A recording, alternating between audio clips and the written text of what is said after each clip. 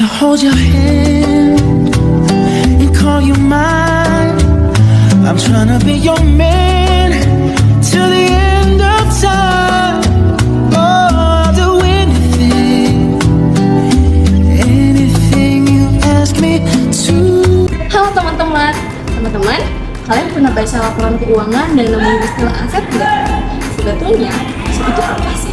Kenapa kas, gedung, kendaraan, bahkan hak paten yang nggak ada wujudnya itu bisa disebut sebagai aset? Bagaimana perusahaan dapat menentukan sesuatu itu layak disebut aset atau bukan? Dan yang lebih seru, bagaimana cara mereka menilai dan mengakui aset-aset itu dalam kehidupan? Nah, di video kali ini kita bakal bahas tuntas 5 hal itu. Ayo. Dalam akuntansi, aset didefinisikan sebagai sumber daya yang dikuasai oleh entitas sebagai akibat dari peristiwa masa lalu yang diharapkan memberikan manfaat ekonomi di masa depan.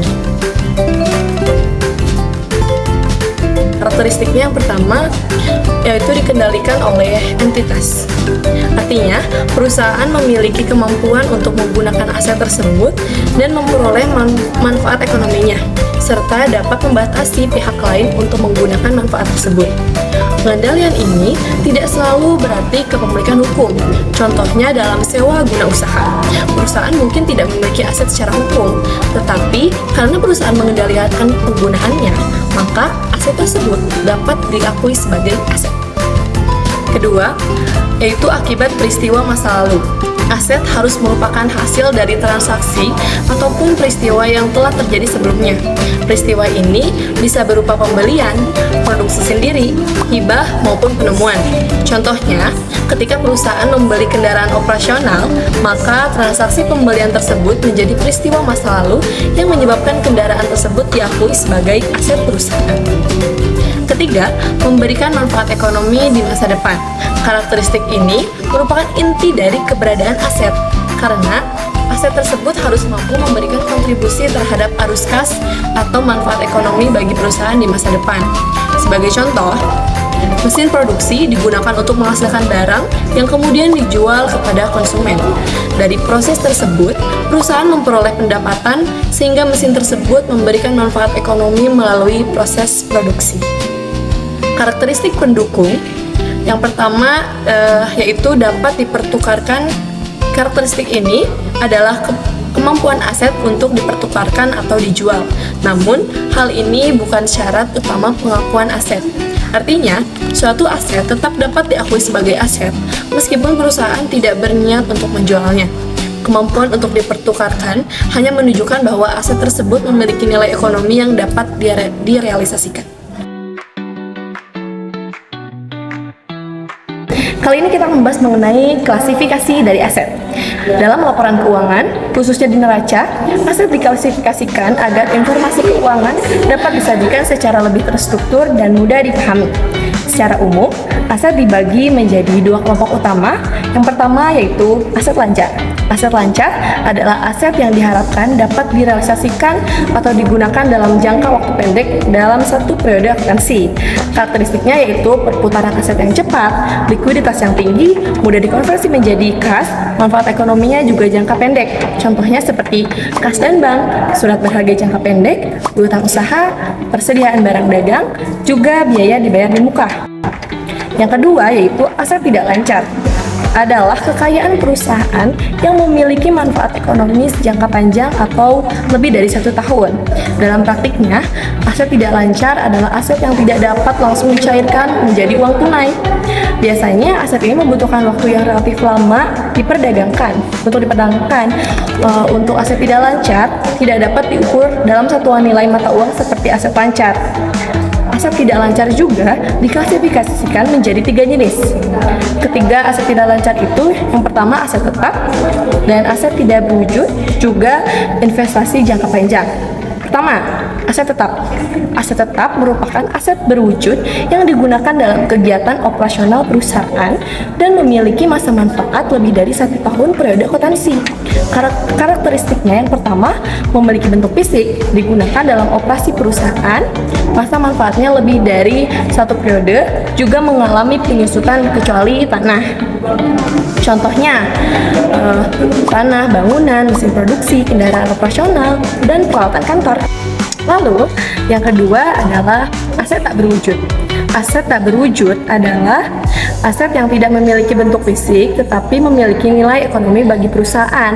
Karakteristiknya tidak dapat memiliki wujud fisik, dapat diidentifikasi secara terpisah, memberikan hak eksklusif bagi pemilik, juga diamortisasi sesuai masa manfaatnya. Contohnya hak paten, hak cipta, merek dagang, lisensi, juga goodwill. Lalu yang terakhir adalah investasi jangka panjang. Investasi jangka panjang adalah investasi yang dimiliki perusahaan lebih dari 1 tahun dan tidak dimaksudkan untuk dijual.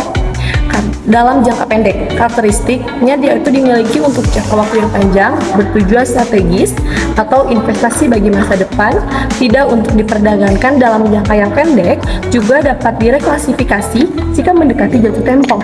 Contohnya, penyertaan saham pada perusahaan lain, investasi pada perusahaan mitra bisnis, juga properti yang disewakan.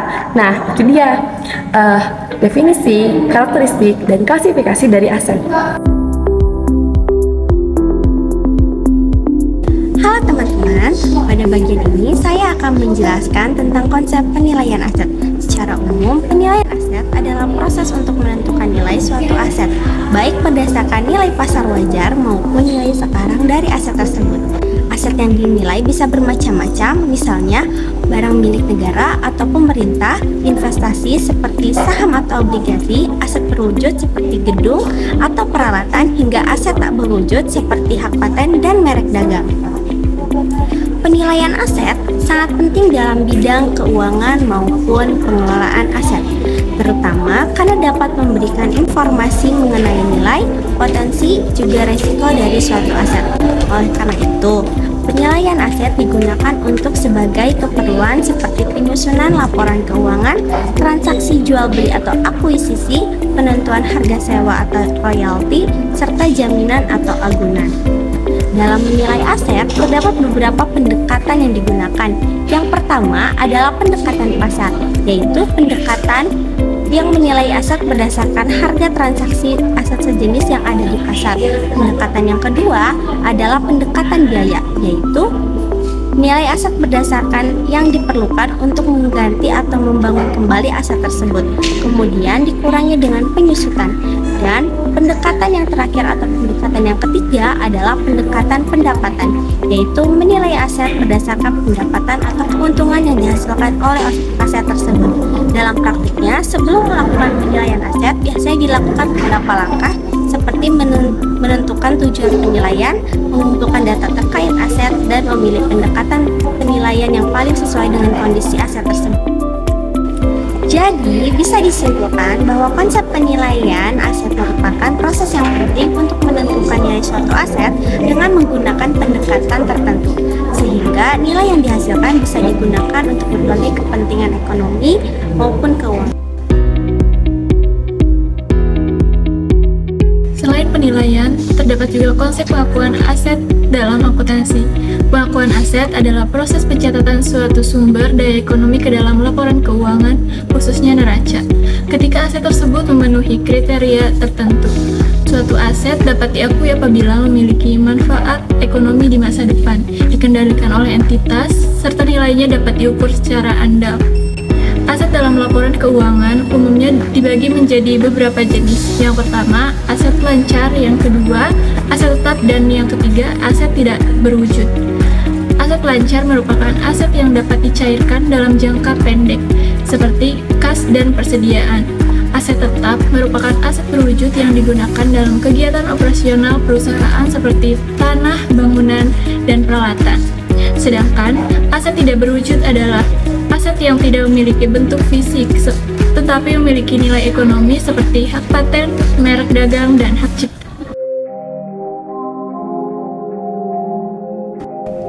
Oke, selanjutnya kita akan membahas mengenai studi kasus masalah dalam hal pengakuan aset. Salah satu permasalahan yang sering terjadi terkait aset dalam akuntansi adalah kesalahan dalam pengakuan dan penilaian aset yang dapat mempengaruhi laporan keuangan perusahaan. Kasus yang cukup dikenal adalah kasus yang terjadi pada perusahaan Jepang, yaitu Toshiba Corporation. Pada tahun 2015, Toshiba terlibat dalam skandal akuntansi yang menunjukkan bahwa perusahaan tersebut telah melebihkan laba perusahaan selama beberapa tahun. Salah satu penyebabnya adalah perlakuan akuntansi yang tidak tepat terhadap aset dan proyek perusahaan. Dalam beberapa proyek jangka panjang, perusahaan menunda pengakuan kerugian serta melakukan penilaian aset yang tidak mencerminkan kondisi sebenarnya. Akibatnya, nilai aset dan laba perusahaan dalam laporan keuangan menjadi lebih tinggi daripada kondisi yang sebenarnya. Permasalahan ini menunjukkan pentingnya penerapan prinsip akuntansi yang tepat dalam pengakuan dan penilaian aset. Jika perusahaan tidak melakukan pencatatan dan penilaian aset secara benar, maka laporan keuangan yang dihasilkan dapat menyesatkan para pengguna laporan keuangan, seperti investor, kreditur, dan pihak manajemen. Kasus tersebut juga menunjukkan bahwa pengawasan dan sistem pengendalian internal yang baik sangat diperlukan agar pengelolaan aset perusahaan dapat dilakukan secara transparan dan sesuai dengan standar akuntansi yang berlaku.